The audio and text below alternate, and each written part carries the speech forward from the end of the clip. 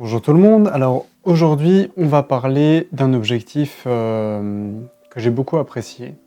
Et pourquoi je veux vous en parler? Parce qu'il est pas mal critiqué, et pour des bonnes raisons, oui. Mais je pense qu'en photographie, quand on fait de la photo, euh, le but c'est qu'est-ce qu'on veut montrer à l'image, pourquoi on veut le montrer et dans quel intérêt. Donc bon, un objectif qui est un peu mou, qui n'a pas forcément un piqué monstrueux, euh, c'est pas forcément un objectif sur lequel je vais passer à côté. C'est un objectif d'abord que je vais regarder pourquoi je vais le prendre, quelle focale il a, et est-ce qu'il fonctionne comme j'en ai besoin. Est-ce qu'il me restitue une image relativement correcte. Donc aujourd'hui, on va parler du 18-135 de chez Fujifilm. Alors, le 18-135 de chez Fujifilm, donc cet objectif-là, c'est un objectif, donc un téléobjectif, 18-135 mm, qui est relativement long quand on le déplie, qui est assez lourd, un peu encombrant.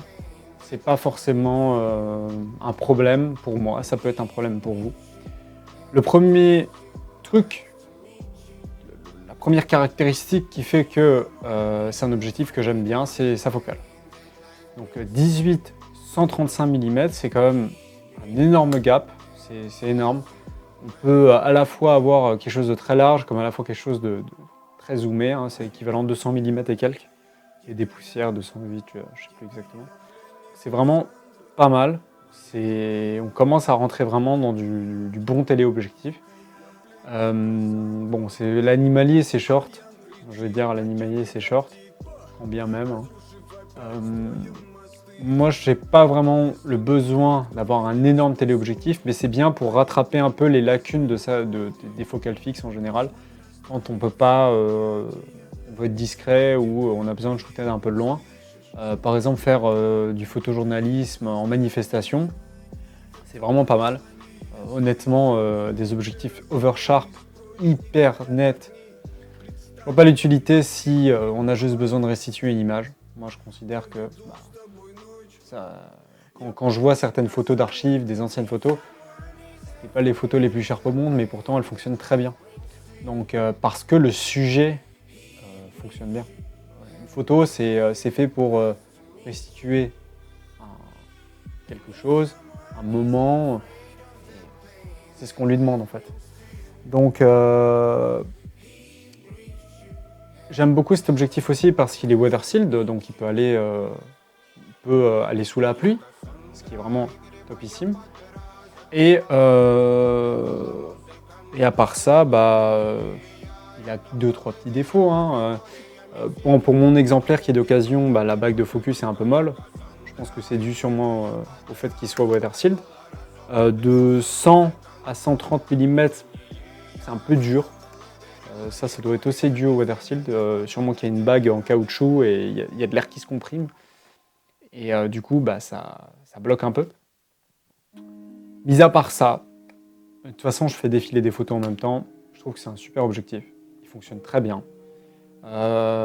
Son défaut, ça va être forcément son ouverture. 3,6, je vais regarder. 3,5, 5,6. 3,5 à 18 mm, 5,6 à 135 mm, le maximum de sa focale. Si on le ferme à 5,6, donc pour avoir une ouverture constante tout le temps, 5,6 c'est un peu limite. Quand il fait gris en hiver, c'est un peu compliqué. Moi j'ai un peu de mal avec, je dois beaucoup jouer sur la vitesse, un peu sur l'ISO aussi, ce qui peut être emmerdant. Hier il a fait bleu, j'ai pas eu de problème. Honnêtement, il y a aussi le temps d'adaptation avec cet objectif. Il fonctionne très bien. Donc je pense que c'est un objectif qui est vraiment bien, surtout pour son budget. Je l'ai payé 250 € d'occasion. 250 €, avoir une aussi grande plage focale, un objectif weather sealed qui va sous la pluie, si on a l'appareil qui va avec, il n'y a rien à dire. Il est un peu mou aussi pour le 26 millions de pixels, donc les XT4, XT3. Forcément, il n'a pas été conçu pour ça. Fujifilm l'a fait pour du 16 millions de pixels sur XT1. Ça commence à être vieux. Je vais pas parler de l'autofocus, je m'en fous. Honnêtement, l'autofocus, je m'en fous. Sur ça, tout le monde va dire que c'est de la merde. Bah écoutez, ou qu'il est moyen. Bon.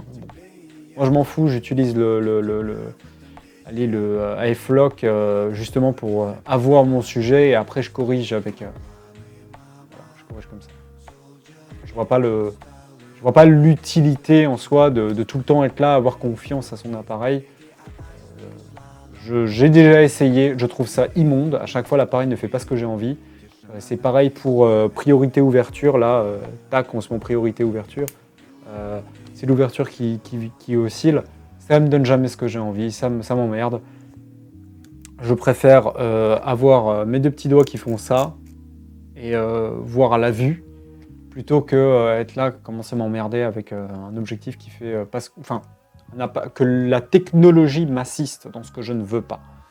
Et ça m'emmerde. Rater un shoot à cause de la technologie, j'ai fait le test. Ça m'emmerde. Donc, c'est un bon objectif, 250 €, on en trouve à 300 jusqu'à 400 €. Ça commence à faire cher. À 400 €, moi je dis non. Honnêtement, il est un peu mollasson pour 400 €. 300 €, pour moi c'est un bon prix. On ne trouve pas mieux. Peut-être chez Tamron, on va trouver mieux, mais bon, ça coûte forcément plus cher. Neuf, il en coûte entre 600 et 750 de mémoire. C'est cher, c'est très cher. Je le payerai jamais d'occasion. Pour moi, c'est un truc à avoir dans le sac si on veut être versatile, ou c'est, pour mon cas, l'objectif que je peux sortir un peu les yeux fermés, un peu dans toutes conditions sauf la nuit. La nuit, oubliez. Alors là, oubliez. À la limite, si je préfère sortir un objectif, ce sera le 23 f1.4, 35 f1.4. Je sais que je suis à l'aise avec ces focales-là et que je peux faire de la photo dans n'importe quelle condition. Ça reste moi et ma vision de photographe. Donc, ça c'est bien pour, je vais dire tourisme, du tourisme, photojournalisme, sympathique. À la différence du fait qu'un 70-300 chez Fuji, bah on est à 70, 70 mm minimum. Alors on va le compléter avec un 16 mm, 16-55 f2.8. Ah, 16-55 c'est bien. C'est bien. Moi, j'ai le 18-55, je suis satisfait. Il a des ouvertures relativement similaires, il ouvre un peu mieux à 18 mm. Je me sens un peu mieux avec. Mais, quand on veut aller chercher un peu, c'est emmerdant. Donc, ça ouvre un champ de perspective dans la photo qui est différent. On ne réfléchit pas pareil. Ça peut être problématique. Moi, ça m'a un peu posé problème parce qu'il faut s'adapter. Être avec un téléobjectif, on peut aller chercher 135 mm. Et c'est pas si évident que ça, faut réfléchir différemment.